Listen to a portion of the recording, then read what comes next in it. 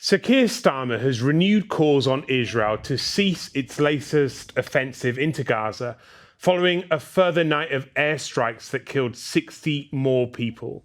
In a joint statement with the leaders of France, Canada, the PM condemned Israel's, quote, egregious actions while calling on Hamas to immediately release all hostages. That warning coming as the first few trucks of aid entered Gaza after a nearly 3-month-long blockade.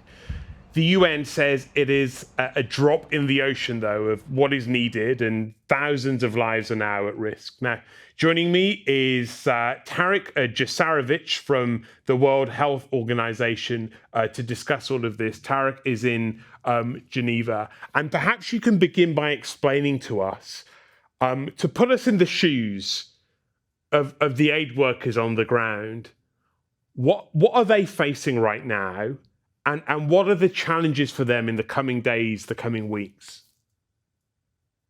Well, when it comes to our colleagues who are on the ground, they day after day they are trying their best to get and deliver aid to people of Gaza, particularly our colleagues from the World Health Organization.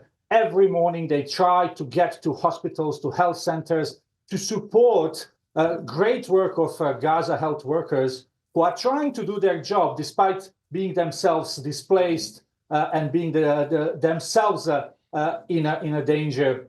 So this is what our colleagues are doing. But really, the question is how it is for anyone in Gaza to wake up every morning, not knowing whether they will survive that day, not knowing where to find food, water, shelter, and with very limited healthcare being available. And this is why really we are trying to explain to outside world what it is right now for the people of Gaza. They live in an endless fear, and this will obviously have also a traumatic experience, psychological consequences on any of them, in addition to everyday struggle to survive. And tell me about some of the recent conversations you've been having with your teams, you know, who are experiencing this firsthand over the last couple of days. What are they saying? Well, they try to get, let's say, they try to go to a hospital. In many places, there are no more roads. So first, how to physically get to the place where people try to get healthcare and those really most vulnerable. So first, you need to get approval from Israeli authorities to do this mission. In many occasions, this approval is not coming. So the mission is not allowed to proceed. Once it's proceed, numerous checkpoints, roads that are damaged. Once you get to health facility, to hospital, I remember colleagues saying it's horrific scenes of people lying in corridors. Quite often hospitals don't have enough of fuel, so there is no electricity. They have to ration the electricity. So sometimes doctors have to use really the flashlights on their phone trying to stitch wounds. We go and we try to deliver medical supplies. Often patients are hungry, and then on top of that you have constant shelling, and then people don't feel safe in hospitals anymore. And hospitals should be always a safe place, both for patients and health workers. Unfortunately, hospitals have become a target, and then people don't feel safe. And this is what happened just in the north of Gaza in the past couple of days, where people were self-evacuating because hospitals were under attack. Yeah, and just tell us what you're hearing about the situation there. So we have encircled. We have one hospital there, the Indonesian hospital. Are your teams working down there? This is a site that has been the focus of the IDF over the last few days, and we're hearing reports from people inside there of chaos and panic on the wards. So what happened just yesterday in south of Gaza? 2 hospitals have been attacked. Nasser Hospital has been under heavy fire yesterday, and we received reports that the warehouse that WHO helped to build has been damaged. That 30% of medical supplies that was at that moment in a hospital was destroyed. At the same time, in a European Gaza hospital, they had to stop many of the functions. They had to stop cancer treatment, which was the only cancer treatment place in Gaza.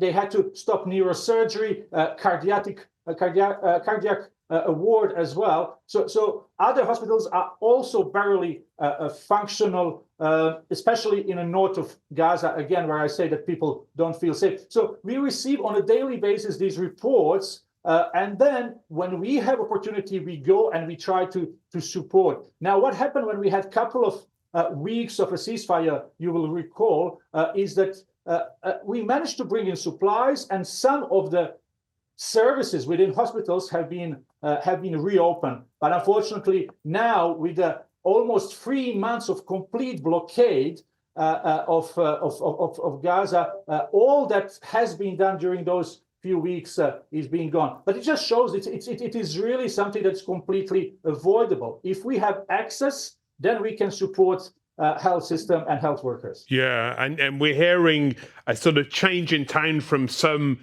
governments, some of Israel's allies like the UK, from France, from Canada. They put out this statement yesterday talking about, potentially concrete action in response to this Israeli offensive. We've heard from the UK Prime Minister, the UK Foreign Secretary just this afternoon. What would you say to them that you need, that your organization and your teams on the ground need them to do right now? It's very simple. We need access. We need unhindered access so we and other UN and other humanitarian partners can do the job of bringing in from our side medical supplies and drugs, but also food and everything that is needed, like fuel and other things. So we need that access. And really, the ultimate solution is the ceasefire that will allow a health system to try to do the recovery. But at this stage, really, we need access and we need ceasefire. We as a humanitarians, the only thing we can do is really try to show to the world what's the situation inside Gaza, and then hope that our appeals will be heard by those who have a power to make political decisions. And do you have any hope that there will be change as a result of this international pressure?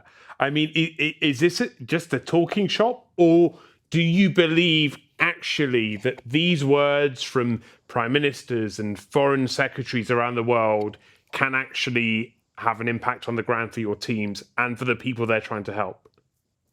Well, we have to keep this hope. There is no other way. We have to keep working, doing what we can do, and what we have really is our voice. And we have trucks that are few minutes away from Rafah crossing. We need to explain that just few kilometers away there is what is needed, and this is just a question of political will to let those trucks come in. And again, we hope that eventually the peace will prevail, and that people will understand that we cannot let endlessly people of Gaza suffer and being killed. Tarek Jasarevic, thanks so much for your time and for your insight, and we'll keep talking to you as the situation develops. Thanks.